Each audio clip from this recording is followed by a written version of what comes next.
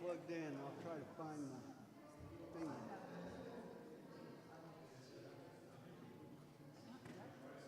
It went in. Yeah, back on.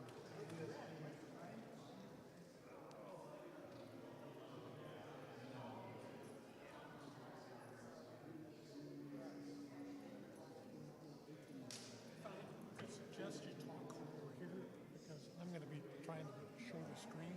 Okay. So if we move this All right. yonder, Yep. that won't, people at home will be able to see that.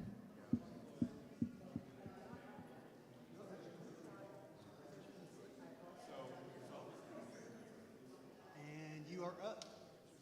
Operation. You want to hand me the? It's hard to get around this side.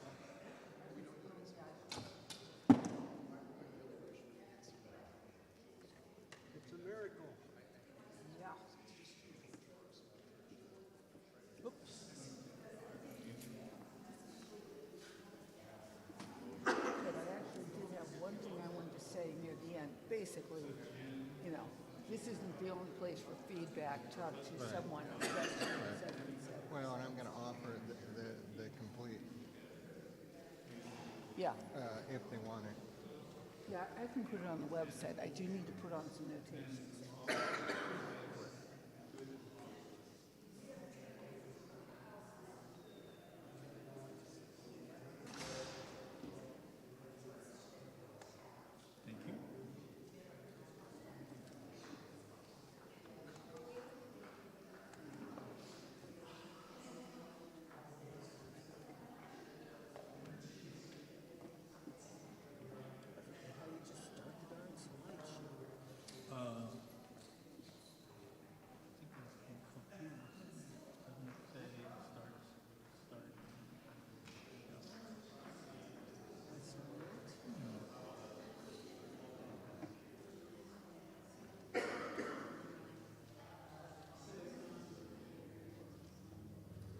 Oh, here we go.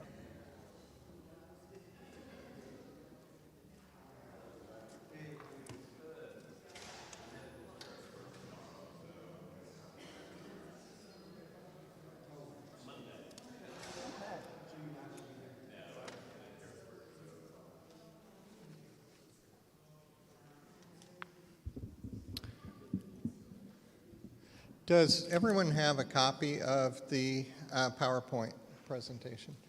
Thank you to Gina for putting together the PowerPoint. She's very good at it.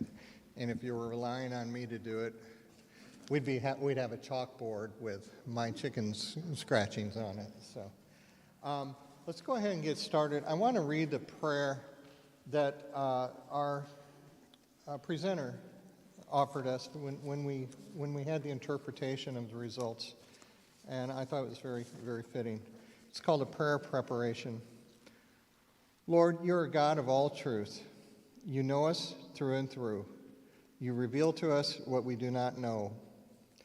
You bring us out of darkness and into your wonderful light. You invite us to return to the garden where we know and are known.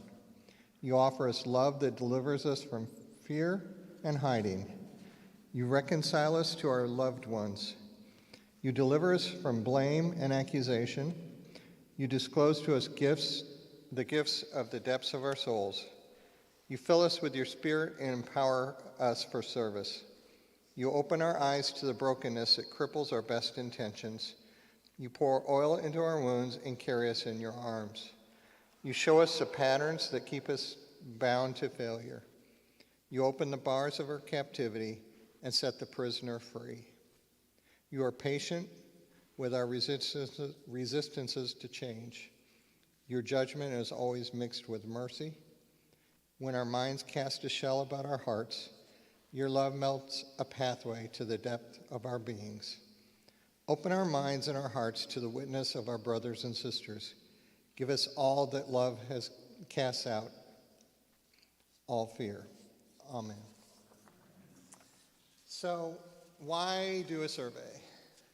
And why Holy Cow?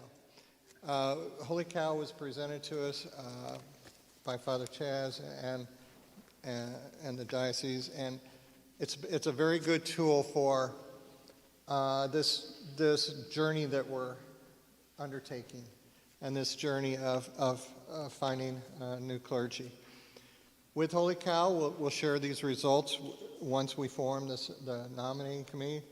We'll share, the search committee, excuse me. We'll share the full results. They're also available to you if you would like them. I think Regina said that we would post them available on the website. So you can see, this is what you're going to see today is a condensed version, but you can see the whole shoot match if you choose.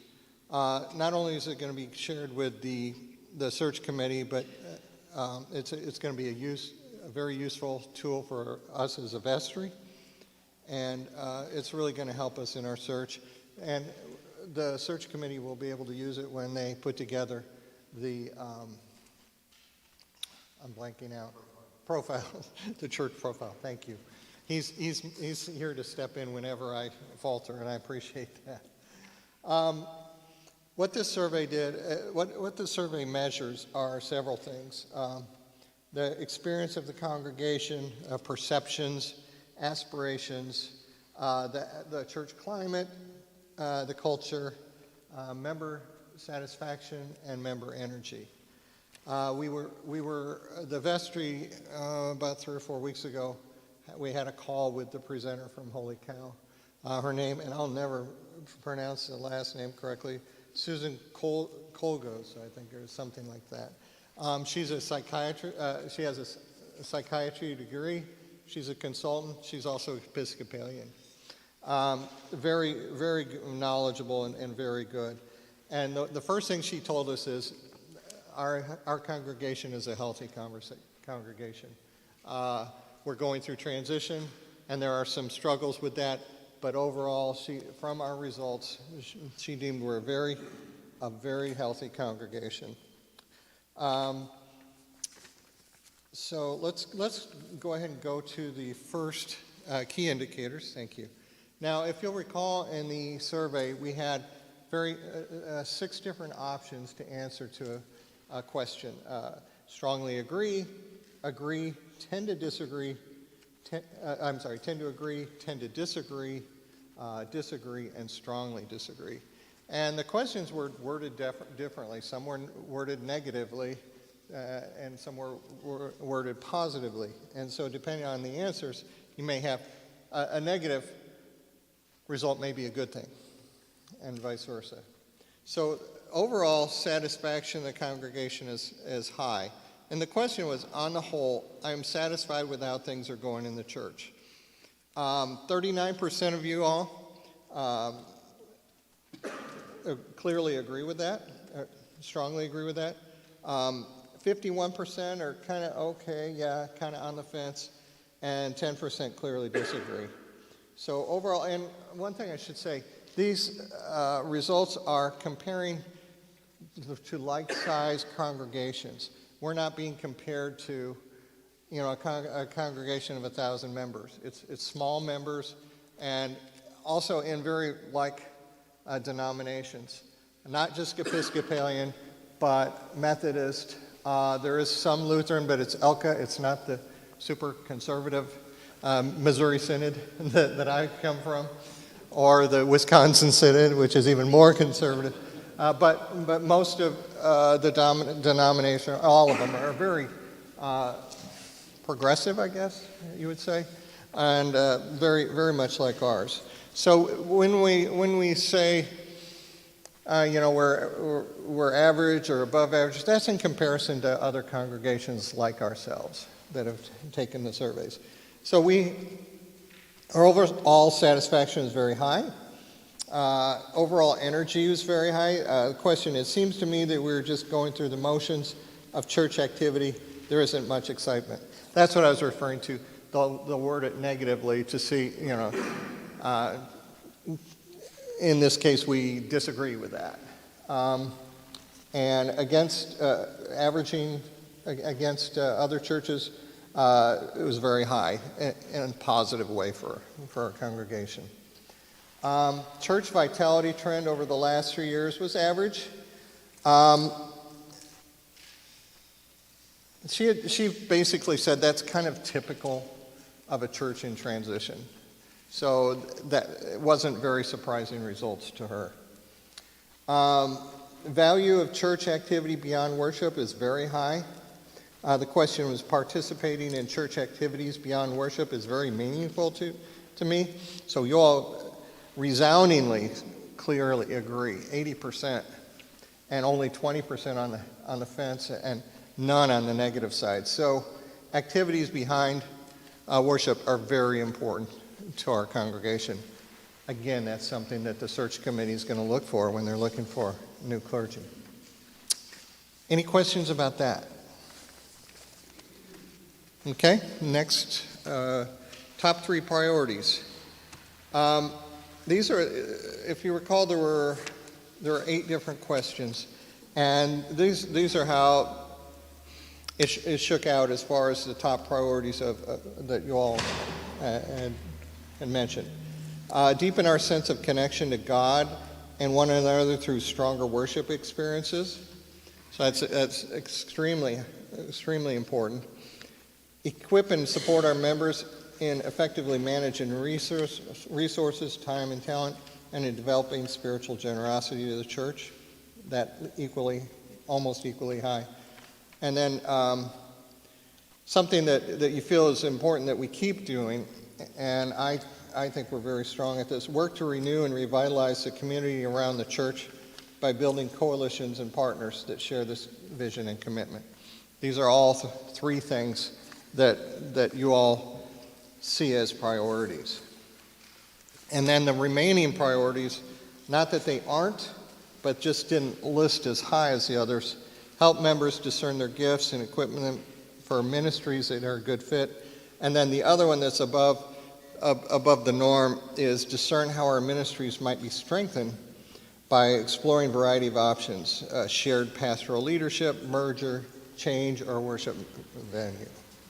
And then, as you can see, the 3 others are not as high a priority. On energy, we're in something called a transforming quadrant. There are 4, it's redundant, 4 quadrants. And we fell into the high energy, the transformation quadrant. And some of the descriptors she gave of that are, we have a distinctive mission. We're accountable to our mission. We're externally focused. We're meeting the needs of the community around us, and then the need for inspired worship. So that comes through resoundingly throughout the survey in different points. Then she said, when calling a clergy, you are very knowledgeable and understanding of what's needed. We're not really on the fence. We know what's needed in this and when I say we, it's the congregation as a whole. And it's important to you to have good preaching, teaching, and leaders. Okay, any questions so far? And I don't mean to gloss over this. We can get into the nitty-gritty of the details, but I think that it's important that we give the high points, and like I said, we can get you the more detailed results if you like those. Now, in adaptability, the next slide. Welcome changes in worship. We're very adaptable. 68.2% were on the positive spectrum, meaning tend to agree, or strongly agree. Attachment to established ways of doing things, also very, very high. About 80% answered in regard to that. Willing to adapt worship to the needs and circumstances of the people we want to reach in our community. Again, seems very, very, very positive. The one area that we were not as high on is that we change our program from time to time to meet the changing needs of members. So we're less adaptable to that so far. So that may be something we need to look for. But overall adaptability, you all are very adaptable to change, and that's often unheard of. You know, we're all. I work in a manufacturing setting, and anytime we try to change something within the manufacturing process, we have people, I don't like change. You know, we're all resistant to change to some degree, but as a congregation, we are very adaptable. On the performance dashboard, hospitality. I sense an atmosphere of genuine care and concern among our members. That was very high. 71% of you said you strongly agree with that, which is amazingly high. And then 24% agree. So only my math is right, only 5% were not on the agree or strongly agree. So we are concerned about our members. Conflict, there's a disturbing amount of conflict in our congregation. That was very high. That means very low conflict, we perceive. 35% disagree, 35% strongly disagree, 45% disagree. Overall, there were 20% that tend to agree that there is conflict. The leaders of our church show a genuine concern to know what people are thinking when decisions need to be made. This was kind of average, and this is kind of I wouldn't call it a wake-up call, but a kind of a reminder to us as a vestry that we need to be more communicative, looking for more suggestions and be more open with the congregation. 35% strongly agreed, 33% agree. So 68% of you do agree, but there's still another 32% that aren't on the full side of that we're as open as we should be, and we hear you. Performance dashboard continued. Spiritual vitality. I work to connect my faith to all other aspects of my life. That's more of a personal question as opposed to a broad congregational question, but it fell within the average range of what we see other churches in our size. Ministry support. Our church does a good job supporting persons in ministry by reminding them that they are making a difference. Again, we were average. Only 16% strongly agreed, 32% agree, and then 43% tend to agree. So that's another area in which we can do better. The worship services at our church are exceptional in both quality and spiritual content. Again, that was high. 13% strongly agree, 55% agree, so 68%, and then another 25% tend to agree. So really, what is that, 93%? Something like that. Definitely agree. Any questions so far? I hope I'm not rushing through this to you. Okay. Other observations. These are some of the observations from our consultant. We received 41 responses, which is amazing. That's more than the average number of people that attend each Sunday. And the average that they get from other congregations, again, our size, is only 33%. So kudos. I mean, that's fantastic. Some of the other things that she gleaned from our results: we need gregarious clergy with a mission, good preaching, good teaching, comfortable being outside in the community. And then she talked about the churches that are growing are innovative ones that are doing new things, trying new things. And she suggested doing something, whether it be in worship or something a little different, for a 3-month period of time and see how it goes. So that's one of the other areas she mentioned that we could do. And then she said over-communicate during the priest transition. Ever since receiving these results, I've felt it important that I at least update you every 2 or 3 weeks on how it's going. And that's important, and I apologize for not prior to that, but you do need to know what's going on, because if you don't hear from us, you think nothing's happening, and we want to make sure you're up to date with every step of the way. And then some of the text comments, not all of them, but some of the text comments, most focused on getting young families, improving Sunday school, developing a youth group. Another high priority was doing more and with the community, even though that seems to be one of our strong areas. We think we can do more. And then, as I keep coming back, keep talking to us. So that is pretty much the presentation, the interpretation of the results. Again, we're a very healthy community, but we're a congregation in flux, because as with new, pastor search, you're always going to be that. But I think it was mostly all positive. I don't think for the vestry there were any big surprises. I didn't. Most of the vestry has been here longer than I have, so. But I was happy to see what we saw, and there are definitely some mandates that you have laid out, and that's what we're going to look for when we look for in a clergy. Father, was there anything you'd like to add to that? Just add a few comments. Sure.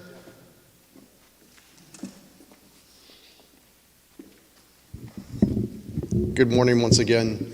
I hope you are all proud of what you saw up here. You are a strong congregation. You've got a lot of strengths. And I think that the adaptability piece that you saw up there, that's something that we don't see as often. And I think part of that has to do with the fact that you're really a new congregation still. You may not feel like it at this point, but you're still very new. And so adaptability is something you've had in your DNA from the beginning. You've had to do different things and be in different places and such. I think a lot of our churches would be thrilled to have results like you have, churches that don't have them. So it's just going to be a matter of finding the right fit for you, the right clergy person. The one disadvantage that we have is that currently we're looking for a half-time person. And while there are wonderful half-time people out there, you would get twice as much with a full-time person. And so the diocese is looking for ways that maybe we can assist in some of that, but I don't have any plans immediately for you there, but just to know that we are looking at other options to see what we can do to assist and make it a more full call to help us get a clergy person here. Do you all have questions for me about the process or what's going on, what happens next, all that? Yes, I was kind of wondering what all you are going to be able to help us with, because last time we did this, it was at a time when we were in transition to get a new clergy, and the diocese was also, had just got a new bishop, and we're kind of in that. Here we are again. Yeah, and we didn't have much help that time, because it was a learning curve on both of our parts. Sure. I just wonder, what all you can. Sure. So as far as I know, I'm not going anywhere, at least until we get a new bishop, and then it'll be up to them. But hopefully they'll keep me around at least for a little while to finish what we're working on. So I will be with you through this process. I think some of the work that the diocese has done already in the past with helping you do some work on your loan and get a friendlier rate, that's being considered again, because I know it's coming to a point where that's going to be up for discussion. So every little bit that we can do to help with that will mean more money that you can use for ministry here. There are some other options out there. There are grant funds available through the diocese now, which not necessarily for a clergy person, but for specific projects. You all are lucky in that you have a new building and don't have a whole lot of building stuff, but you have other things that you might want to do for ministry that there's money available for. And then there is what we're calling a ministry developer fund of $50,000 that we're looking for parishes that are willing to partner together and do some work together to help support a clergy person to do that, to serve multiple congregations, but also a person who's not necessarily a new clergy person, but someone who has some training and some background in congregational development can help those parishes grow. So that's another option that's out there if we can find a partner parish maybe that would work with you some. And does that work pretty well, or what's the pro response to that? Well, it's kind of a new thing for the diocese, and we've had some experience in the past with, you might remember NERM, the Northeast Regional Ministry, which worked for a while and then maybe didn't after a while. I think part of it is a matter of getting the right people and congregations that are adaptable and willing to say, okay, well, maybe we can't meet at 10 o'clock, we've got to change our time a little bit, that sort of thing, so that we can both have a clergy person. It depends on the parishes and on the clergy person. I grew up in a Lutheran church that had parishes Yeah. 50 miles apart, and It is something that is happening more and more in the Episcopal Church because, believe it or not, we have a clergy shortage. I know. And then, so we don't have a whole lot of people to begin with, and then we have less full-time positions for them as well. So like for me, I'm half-time rector of a parish and half-time working for the diocese. You can make it work. It just takes a little bit of generosity and adaptability on people's part. do we have enough interim priests? Because it doesn't look like we're going to get this done by the time Father Larry is gone. We have supply clergy that are willing to help out. We do not have a lot of interim. Yeah. We have a number of supply clergy. Yeah. And as we get closer, we can even talk to someone about being a long-term supply person who maybe is here, until your search is done. Or maybe they're here for 6 weeks and then someone else is here for 6 weeks, that sort of thing. That'd be better than last time. And again, I'm not going anywhere. I'll be back down at some point. My parish knows that with my position, I need to be in other parishes, especially those in transition from time to time. So I'll be down, I'm sure, sometime in June, July, somewhere in that area too. Yes, sir. It might be helpful to explain maybe the distinction between the search committee and the vestry and what will happen through that process. Yeah, so the whole search process is a matter of doing some self-study, getting to know who you are. That's part of the reason that we do a survey like Holy Cow, so that you can present then to the wider church, this is who we are, this is the kind of person we think that we're needing. So the vestry, like all things in the parish, kind of has oversight of that. But they appoint a search committee that does most of the work. And so the search committee is the one that takes this information, creates a profile that's shared on your website, shared with other clergy. I share it through my network of transition people. And then they will also be in charge of interviewing candidates and doing all the background checks and that sort of stuff. The vestry will have representation on the search committee, but the vestry is not the search committee. It is a different body.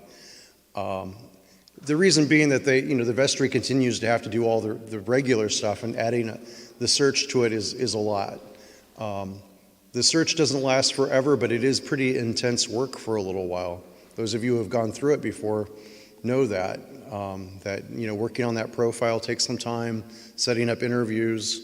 One of the nice things now with all the churches, for the most part, streaming, you don't necessarily have to go visit a person's parish. You can just turn on Facebook Live or whatever, or YouTube, and look and see how they operate in church, how they preach, that sort of thing. So that's a bonus. It's easier than last time. And then the search committee will hopefully go through all the candidates that you receive and find one that is just the absolute best fit, and they will present that to the vestry, and hopefully the vestry trusts the search committee enough that they will agree, and then that will go to the bishop, and the bishop approves it, and you have a new rector. Yes? How many potential candidates do you see in the pipeline? It varies. It varies. We're talking about at this point in time. Yeah. So, some of our larger parishes have been surprised by the number that they've received, or maybe I should say they've been surprised by the number they haven't received. So some of our larger parishes might see 10, might see 12. Smaller parishes, it varies. It could be 3, it could be 5. Yeah. And especially with part-time, you're not going to see a lot of people willing to necessarily move across country or anything. So we're probably looking at more local candidates. Yes? Yeah. Yeah, it's a little scary, but those of us who are clergy are kind of used to that, because no matter whether you have a job already or not, it's kind of up in the air. November 10th, I think, is the date of our election, and then they'll be installed or consecrated on May 3rd. So it's about a year off. And yeah, I agree with you. It would be easier if you knew who the bishop was. Be easier for me too.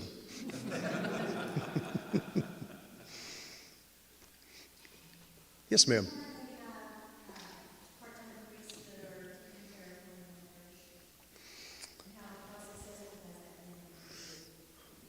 So I'm thinking, I don't think we do right now.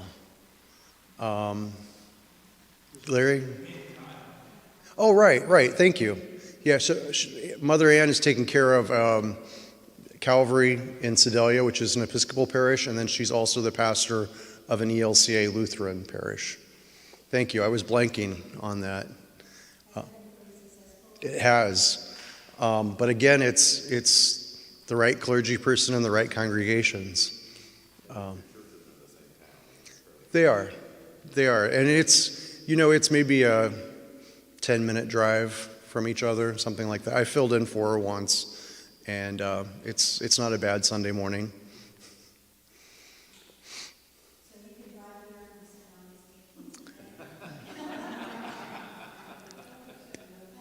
Potentially. If you don't mind meeting at noon. We tend to go a little long because we don't always start on time, so that's the problem with sharing with us. How does that work financially if you have? It's a really good question. So what I think we're envisioning in the diocese is that if we do that the parishes will make a payment to the diocese, and then the diocese would handle making the payroll. Because if one church is doing all of the work on that, it becomes kind of an unequal system, and having 2 paychecks is fine too, but it doubles the work. So if there's a way we can make that easier and have the diocese help with that, I think that's the way to go. So instead of paying the priest every month or every 2 weeks, you would just pay the diocese, and the diocese would turn that money over in payroll. And it's kind of prorated on how many hours there at each one. Yeah, we have all that lined out. And it depends on the number of years of experience and things like that as well. Yeah. So I think, given your newness still, I think that gives you a whole level of vitality that not everybody has, and that's going to be attractive to people. You've got a wonderful welcoming presence, as you mentioned in here. Hospitality is a big a big concern of yours, and you do it really well. You've got a phenomenal music program. There are going to be people that are interested in you. Now, will it take 2 months? Will it take 6 months? That I don't know. But I'll tell you this, it is more important for you to get the right candidate than just to have someone. I think you have experienced this. And I just want to reiterate that it's more important to have the right person. Yes?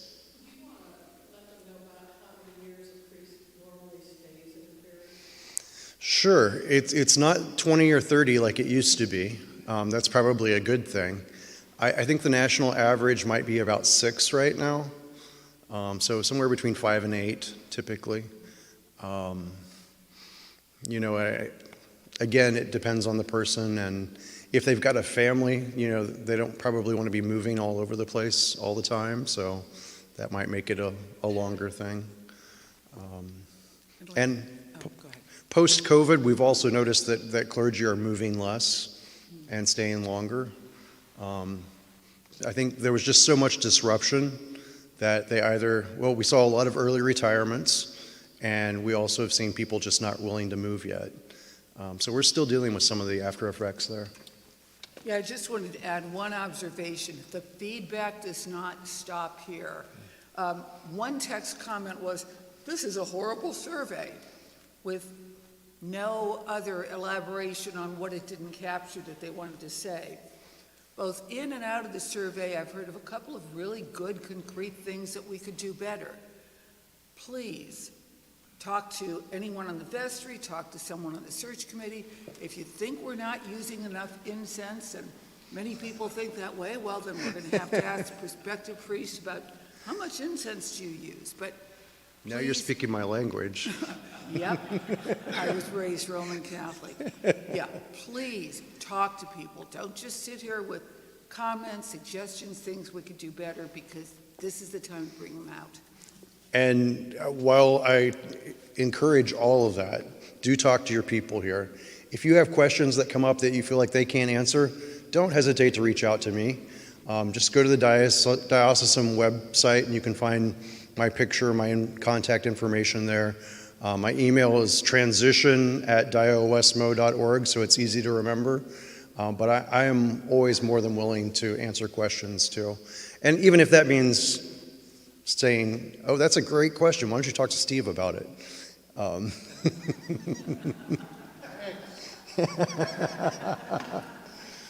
But I don't want you to feel like you're out here on your own with this. Also know that Bishop Diane does a great job of sharing information through her networks too, so people will know that that this parish is open not only here but in neighboring dioceses as well. The right person is out there.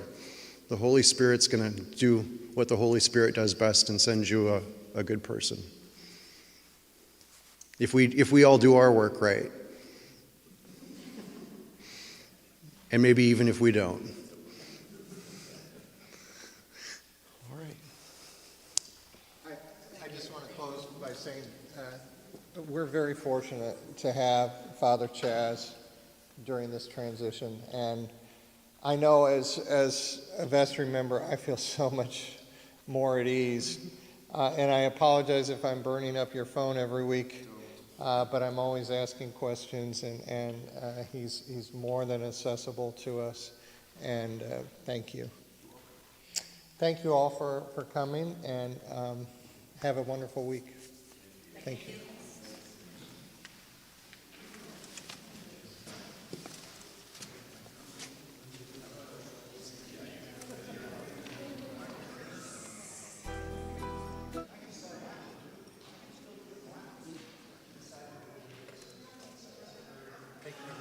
Oh, you're welcome. Glad we got it all pulled together. Never a dull